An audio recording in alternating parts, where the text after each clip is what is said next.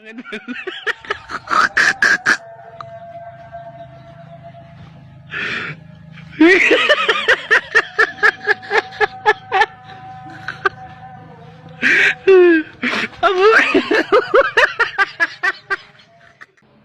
guys, balik lagi di channel Bang Gendul. Kali ini aku mau nge-review custom room yang banyak ditunggu dan baru-baru ini update.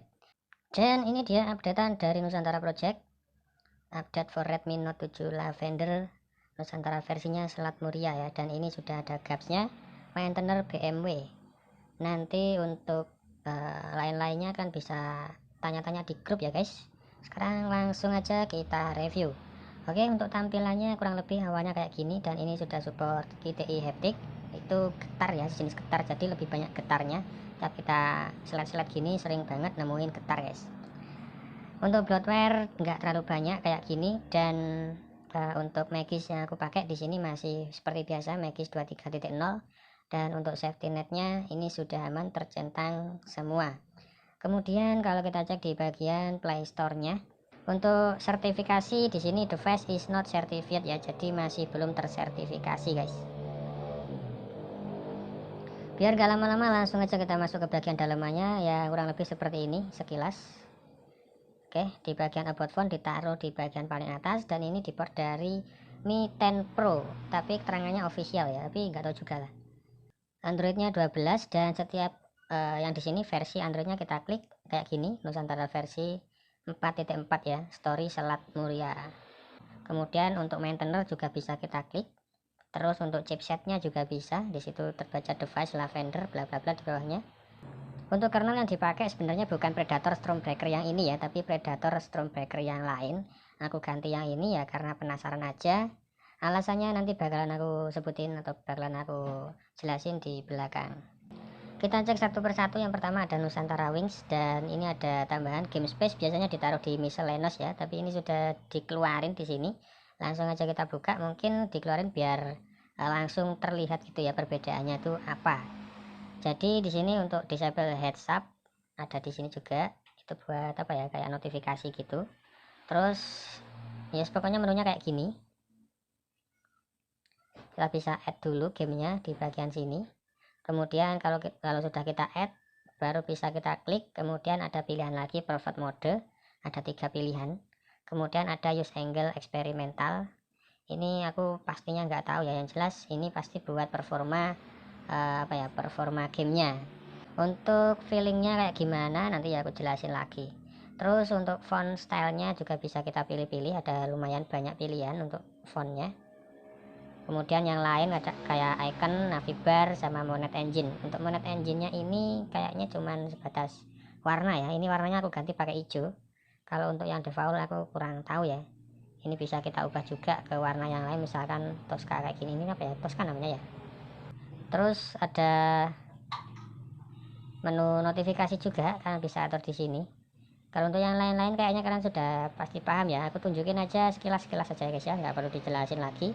Untuk double tap to sleep, double tap to wake nya ini aman, nggak ada kendala.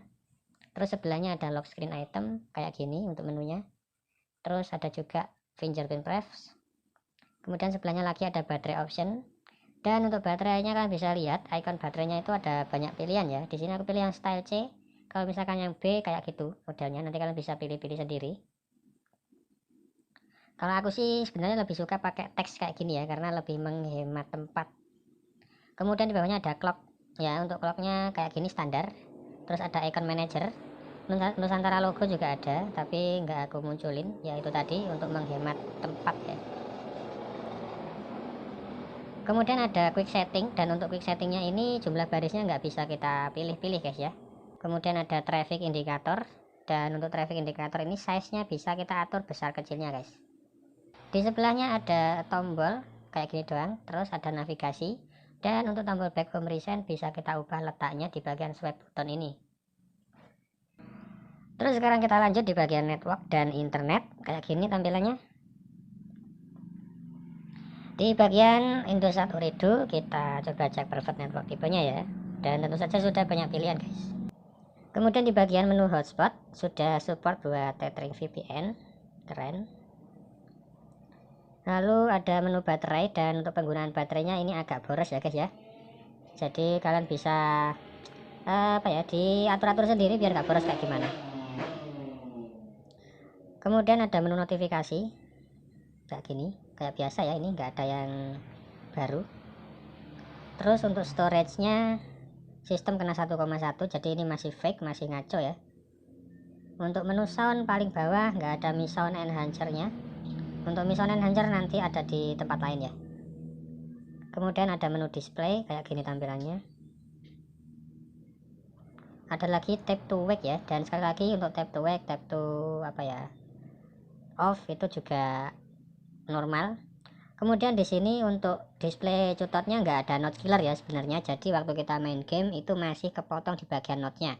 Untuk munculin note killer itu kalian harus pakai modul khusus yang namanya modul sebentar guys, modulnya namanya G Visual Mode. Nanti kalian bisa bisa install modulnya ini, lalu pilih yang note killer ya, yang lain kalian bisa disable semua, pokoknya aktifkan aja yang note killer. Terus di sini aku juga pakai modul lain, OpenGL sama Thermal by Aldi. Alasannya karena agak berat ya kalau nggak pakai thermal. Jadi untuk Redmi Note 7 alias Lavender itu kebanyakan custom roomnya nggak begitu enak kalau kita pakai buat main game terutama ya. Jadi harus pakai modul khusus, dan setelah pakai modul khusus ini aku tes untuk hasil AnTuTu benchmarknya sebenarnya bagus banget malah ya, kalau bisa dibilang 183.000 sekian. Tapi untuk suhunya itu agak anget guys, jadi mungkin ini yang bikin baterai cepat boros ya. Kemudian aku juga sudah tes untuk hasil CPU throttlingnya, ini masih belum pakai modul, hasilnya kayak gini. Ini masih pakai kernel bawaannya ya, dan kernelnya itu support QTI guys. Terus ini sudah pakai modul, agak ada penurunan dikit ya, cuman jauh lebih baik lah daripada yang sebelumnya. Terus untuk kernelnya aku ganti pakai yang tadi Predator Stormbreaker yang tadi aku tunjukin, hasilnya kayak gini. Ini jauh lebih oke ya pakai Predator yang versi 10. Dan untuk baterainya penggunanya kayak gini guys, boros banget. Dari 100% ya hampir 100% itu cuman bisa main sekitar 2,5 jam loh. Jadi ini terbilang boros banget baterainya. Kemudian untuk wallpapernya kita cek dulu ya, bisa diganti-ganti apa enggak wallpapernya. Change wallpaper, cuman oh ya ada banyak guys di sini. Terus untuk security-nya ada pin, fingerprint sama face unlock, ada app locker sama smart lock. Jadi untuk security ini sudah lengkap ya guys, kayak di Android versi sebelumnya. Kemudian di bagian sistem kita cek bahasanya, tentu saja sudah ada bahasa Indonesia ya, tuh di situ. Terus kemudian di bagian developer option ini kita cek untuk running service-nya. Penggunaan RAM-nya agak boros ya, jadi mungkin ini yang kebilang agak berat. Jadi untuk kalian yang suka main game jangan pakai Android 12 ya guys, usahakan pakai Android yang versi 10 apa versi 11 lah, itu jauh lebih enteng menurutku. Kemudian di bagian bawah lagi ada device setting ya, di bawahnya developer option tadi. Nah ini dia Mi Sound Enhancer ada di sini guys ya, ada headphone gain juga. Tapi menunya ya cuman ini aja. Ada ambient display sama color kalibrasi. Terus ada FPS overlay yang tampilannya gede ya, warna kuning pojok kiri atas itu. Udah itu doang. Habis untuk settingannya ya. Dan sekarang kita cek untuk quick settingnya. Tampilannya masih 2 baris seperti ini. Sebenarnya kalau bisa 3 baris lebih keren ya kayaknya. Untuk fitur dan menunya ini nggak begitu banyak guys ya, cuman ada kayak gini. Sebenarnya ada fitur lain aku taruh di bagian bawah, tapi aku rasa ini aku nggak terlalu butuh, jadi aku biarin di bawah aja guys. Kita coba hidupin hotspot ya sama wifi secara berbarengan, dan ternyata masih bisa jalan bareng guys. Kemudian dari tadi kita belum cek untuk kameranya ya. Untuk kamera yang dipakai dia masih pakai kamera yang kayak gini.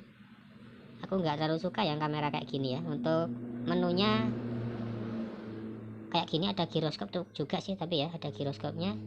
Terus image quality-nya juga bisa kita atur di sini. Mau berapa persen? Aku nggak terlalu suka. Ini masih terbilang standar untuk kameranya. Tapi normal guys, nggak ada kendala.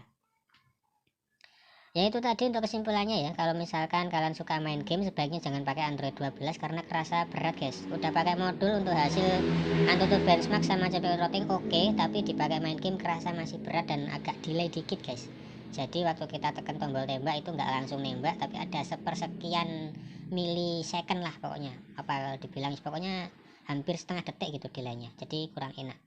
Jadi segitu aja dulu untuk review kali ini. Like kalau suka, dislike kalau nggak suka, dan kita bakal ketemu lagi di next video. See you, bye bye.